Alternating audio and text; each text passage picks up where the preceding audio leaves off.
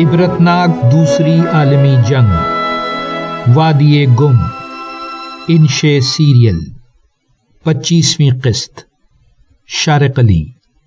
آواز بہت زوردار تھی۔ ہم سب اپنے ٹینٹ سے باہر نکل آئے۔ آرکی کا لہجہ پرسکون مگر انتہائی سنجیدہ تھا۔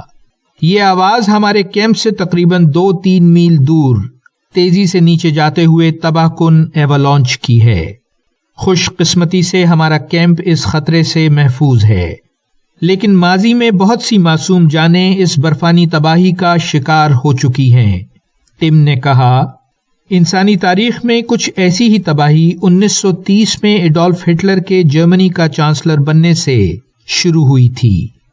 جرمنی کو مزید بڑا ملک بنانے کے لیے 1938 میں ہٹلر کی قیادت میں جرمنی نے چیکو سلوواکیہ پر قبضہ کر لیا، اور پھر اگلے ہی سال جرمنی کی فوج نے پولینڈ پر بھی قبضے کی نیت سے حملہ کر دیا۔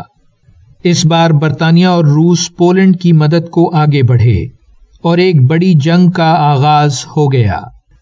دیکھتے ہی دیکھتے پہلے اٹلی اور پھر جاپان جرمنی کے حامی بن کر اس جنگ میں شامل ہو گئے۔ ان ایکسس حملہ آور ملکوں یعنی جرمنی اور اس کے حامی ملکوں مثلاً اٹلی نے یورپ کے زیادہ تر ممالک کو شکست دے دی، لیکن برطانیہ اور روس ان حملہ آوروں سے مسلسل مقابلہ کرتے رہے۔ 1941 میں جب ہوائی میں امریکہ کی فوجی بندرگاہ پرل ہاربر پر جاپان کے فضائی حملے نے 20 امریکی بحری جہازوں کو تباہ کر دیا تو امریکہ بھی اس جنگ میں کود پڑا۔ ڈیوڈ نے گفتگو میں شریک ہو کر ہم سب کو یاد دلایا، بدقسمتی سے اس دور میں انسانی تخلیقی صلاحیتوں پر بھی جنگ ہی چھائی رہی۔ 1939 ہی وہ سال ہے کہ جب پہلا جیٹ ایئر کرافٹ ایجاد اور استعمال ہوا۔ اسی طرح جرمنی میں پہلا راکٹ میزائل 1942 میں تیار کیا گیا اور بلا تاخیر اتحادی نشانوں پر بے رحمی سے برسایا گیا۔ 1942 وہ سال ہے کہ جب ایک اطالوی سائنسدان انریکو فرمی نے دوسری جنگ عظیم سے پہلے امریکی شہریت اختیار کرنے کے بعد پہلے کنٹرول نیوکلیئر ری ایکٹر کی قیادت کی، جو آج تک کے موجودہ ایٹمی ری ایکٹر کی بنیاد ہے۔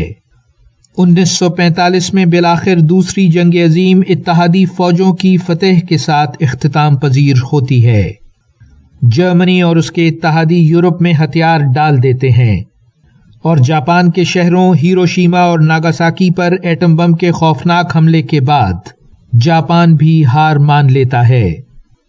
لیکن یہ کیسی جیت اور کیسی ہار ہے جو 5 کروڑ انسانوں کے جان سے ہاتھ دھو بیٹھنے کے بعد حاصل ہوتی ہے۔ انسانی تہذیب کے لیے بلا شبہ یہ جنگ ایک عبرتناک سبق ہے۔